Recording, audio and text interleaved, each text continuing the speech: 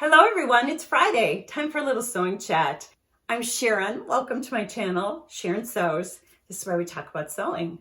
First things first, and before I forget, I'm going to be a studio guest with Sue from Sookie Sews next Friday, so there won't be a Friday Sews next Friday. I will have her channel in the description box below and linked up here. Go over there and set a reminder and come and join us live. Question for you. How many of you have done alterations before? I have. There's an account over on Instagram called Can You Sew This For Me? The reason I asked about alterations is there was a story on there. I don't remember the exact details. It had to do with a wedding gown that somebody wanted made into something else. This person agreed to do it. And then when the person brought the wedding gown over, they said, oh, by the way, it hasn't been cleaned since my wedding like years ago.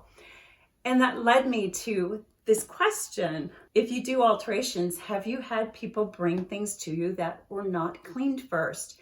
You'd be amazed at how many people don't think about cleaning or washing something before they bring it to you to be altered. When I was doing alterations, I was surprised when I would ask, has it been washed? And sometimes it was like, oh, no, should I wash it?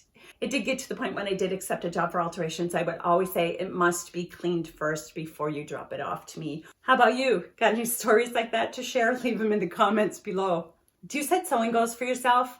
I know we're into February and most people do that back in January, but I'm just starting to think about it. I'm typically not a super goal-oriented person when it comes to sewing, very goal-oriented in other aspects of my life. But when it comes to sewing, I'm a little bit more of a whatever catches my attention at the moment is what I want to sew. I went through all my makes for 2021 as I'm putting together a review of my 2021 makes and realized that I need a little more consistency, perhaps that's the right word, in what I'm sewing. I sewed so many tops. Going into 2022, I need to think a little bit more about what I'm sewing. Also, when I purchase fabric, I'm trying really hard to purchase fabric only if I know exactly what pattern I'm going to use it for. On the Bernina, we also blog. They have this little sewing goal worksheet. If you are a goal-oriented person and like to write down your goals and your plans, I'll leave the link in the description box below. This is a PDF that you can download to help you keep on track with your sewing for 2022. I know at the beginning of the year, a lot of people go through a closet clean out. That's something I do twice a year anyway. It's something I've always done. And it usually was with the seasons, a little different here in Texas because the seasons aren't as pronounced as they were in Minnesota. So I go through my closets twice a year. But as I was going through my closet, I started thinking about, well, what about sewing supplies? You have an overabundance of sewing items also. Actually, look what I found when I was in the attic. These are Vogue patterns, old Vogue patterns that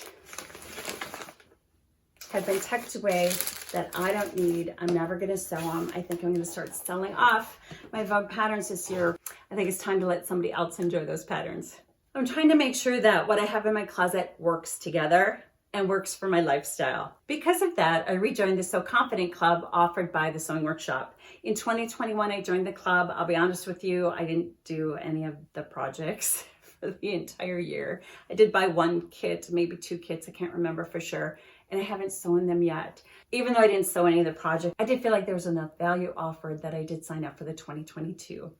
And one of the selling points for me for 2022 is it's wardrobe building.